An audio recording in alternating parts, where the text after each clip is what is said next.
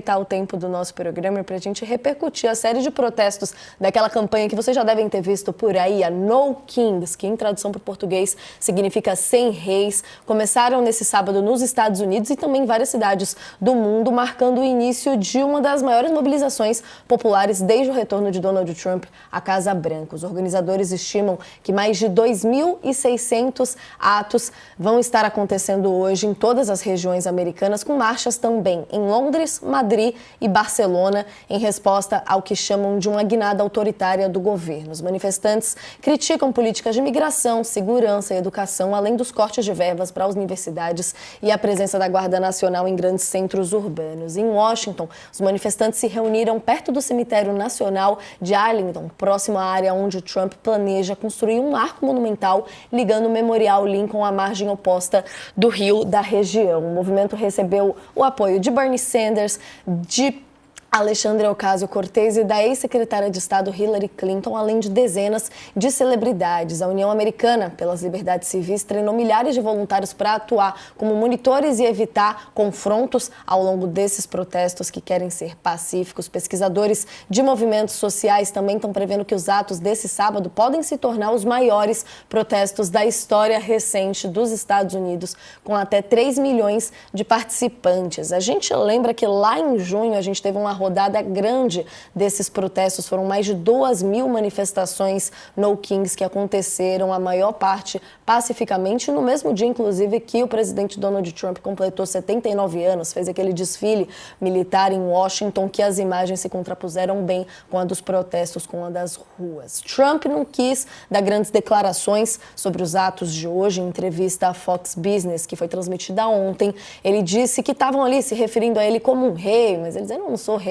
nenhum. O presidente da Câmara dos Representantes dos Estados Unidos, o Mike Johnson, disse se tratar de um comício de ódio aos Estados Unidos, as mobilizações, assim como outros republicanos, assim como ele, que criticaram os democratas e as marchas por supostamente motivarem as pessoas a praticar violência política, especialmente depois do assassinato em setembro do ativista político Charlie Kirk. A gente está vendo uma série de preocupações, mas a simbologia até, né, professor Paulo, desses atos como um todo. Queria um retrato aqui do senhor para a gente começar a conversa, da importância deles, das repercussões que a gente tem até agora, para entender os próximos passos do governo Trump.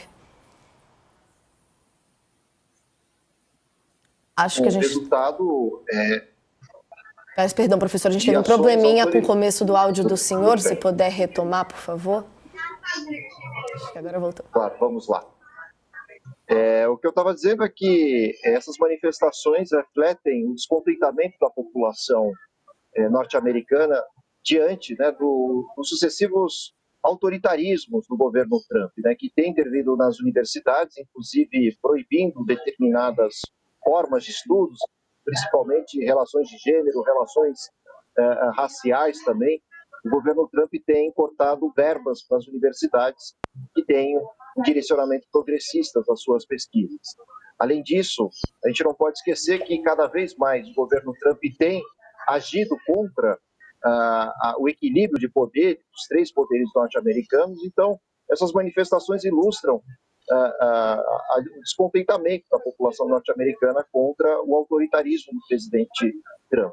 Há outros elementos também em jogo, a gente não pode esquecer disso. Os tarifaços norte-americanos, não só contra o Brasil, mas outros países do mundo, têm alavancado o custo de vida dos norte-americanos, né, gerando ainda mais descontentamentos.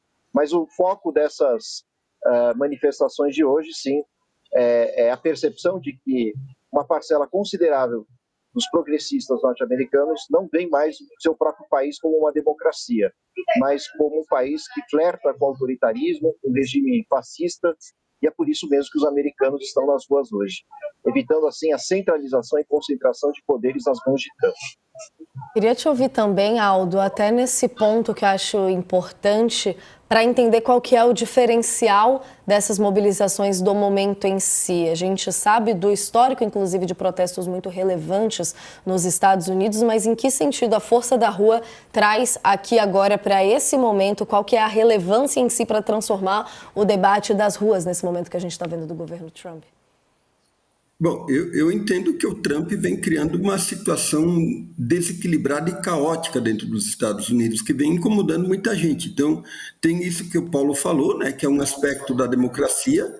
Se nós olharmos a história dos Estados Unidos, ela se vincula à ideia de democracia e de república muito forte, desde da Guerra de Independência, a Constituição, a afirmação da Constituição em 1787, e essa história está sendo, digamos assim, atacada pelo Trump.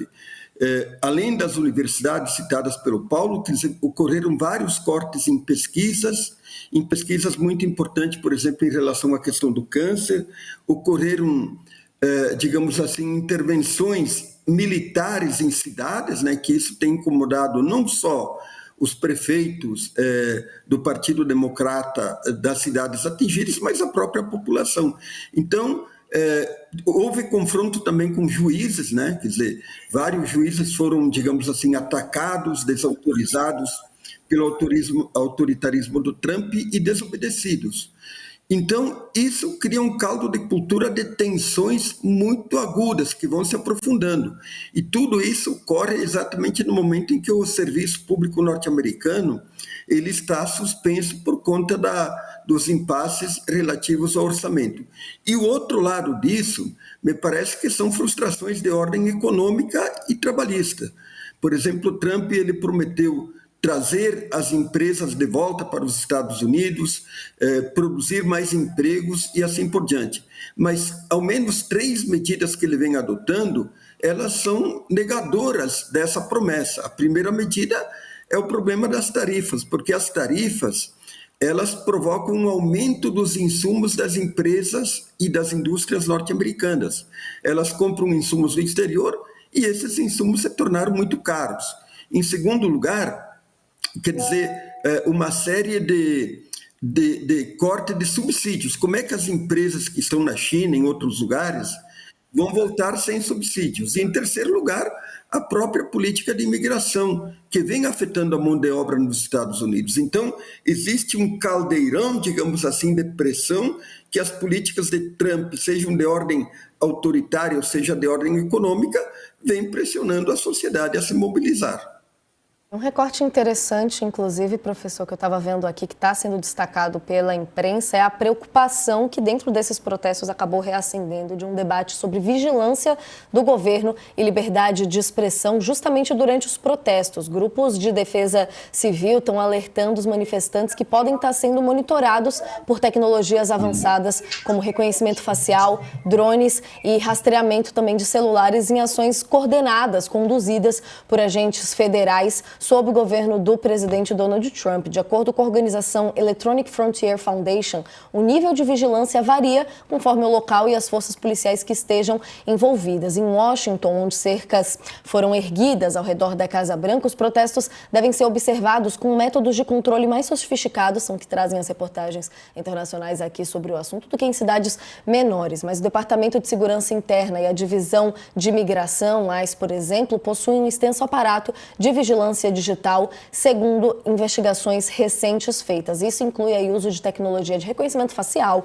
ferramentas de invasão de celulares e os chamados simuladores de torres, que são capazes de rastrear comunicações de milhares de aparelhos em tempo real. Em protestos anteriores, inclusive, o governo Trump chegou a empregar drones de combate originalmente usados em zonas de guerra, sobrevoando Los Angeles durante os atos contra políticas de imigração. As câmeras de alta definição também foram instaladas em cidades como Chicago, levantando esse debate sobre a segurança e o risco das pessoas ali em torno. A gente que estava trazendo aqui justamente questões também de desmantelamento, de questões do governo, muitas organizações de direitos humanos eu vi destacando também uma preocupação e denunciando que o governo Trump afastou justamente também servidores que têm ali, de certa forma, algum poder para conter excessos no uso dessas tecnologias. Professor Paulo, queria entrar aqui com o senhor um pouquinho em quais preocupações a gente pode ter nesse entorno de como mobilizações nas ruas,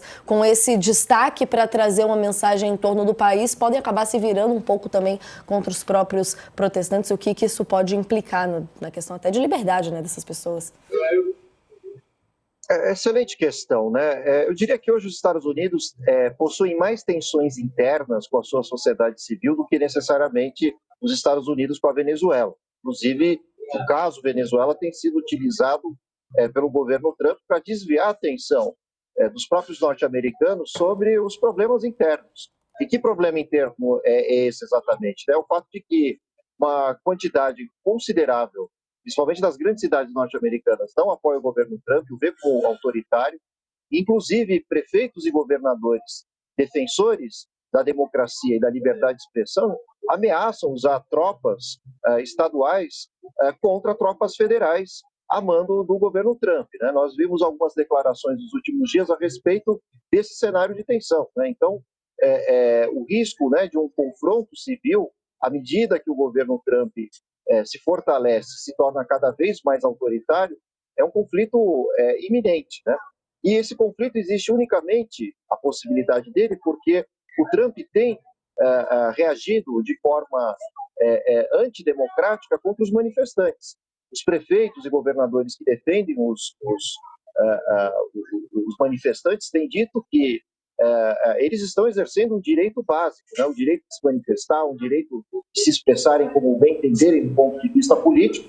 E o governo Trump, por outro lado, como foi bem dito aqui, ameaça com monitoramentos digitais dos celulares e até mesmo usando força bruta contra as manifestações. Coisa que nós vimos há 2 meses atrás, por exemplo, quando o Trump utilizou a Guarda Nacional para reprimir manifestantes que lutavam contra a expulsão de imigrantes e a prisão deles de forma absolutamente ilegal.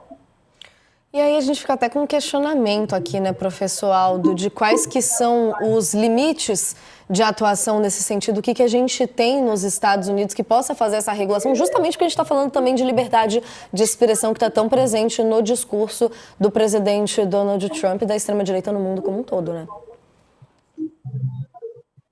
Você vê, por exemplo, teve um episódio muito significativo que foi o pedido de demissão de um humorista famoso da TV norte-americana. E isso representou um ataque direto à liberdade de expressão. Quer dizer, o Trump, tal como no primeiro governo, ele vem atacando sistematicamente a imprensa. E a imprensa é o símbolo da liberdade de expressão. E isso indica, digamos assim, um viés autoritário, totalitário. E esse monitoramento acerca das manifestações, quer dizer, é típico de regimes totalmente totalitários. E a linguagem que vem sendo usada tanto pelo Trump quanto pelos republicanos em relação às manifestações é uma linguagem de guerra externa, de guerra interna. Quer dizer, eles estão classificando os protestantes como terroristas, ligados a grupos terroristas, e isso não é uma política de quem aceita a livre manifestação e o direito de manifestação, mas quem vai para um confronto, né, o aumento da tensão, o aumento da polarização, ninguém sabe até que isso vai acabar. Quer dizer, há bastante tempo, alguns intelectuais norte-americanos vêm chamando a atenção para isso e da possibilidade disso tudo acabar numa guerra civil. Eu acredito que isso é ainda bastante distante, mas, sem dúvida nenhuma, há um processo de aumento das tensões e de radicalização que pode descambar em violência.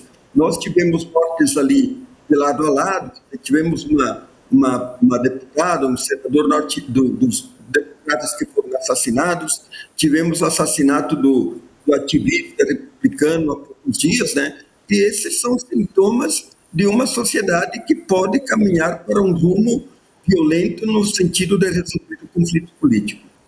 Como a gente vê, inclusive, em alguns discursos aqui frente a esses protestos. Nossa reportagem está acompanhando e atualizando na home do UOL Notícias em torno dessas mobilizações que prometem ser grandes lá nos Estados Unidos, como a gente viu também em outros pontos do mundo, inclusive com notas aqui só para a gente encerrar essa parte do assunto, explicando um pouco até o porquê da escolha do slogan do No Kings. Os organizadores dos protestos explicam que o No Kings não é só um slogan, mais uma convicção sobre qual os Estados Unidos foram construídos, uma convicção sobre a qual os Estados Unidos foram construídos. Eles dizem, abre aspas, esse país não pertence a reis, ditadores ou tiranos. Eles argumentam ainda não serem contra o conceito de governo, mas defendem uma estrutura governamental que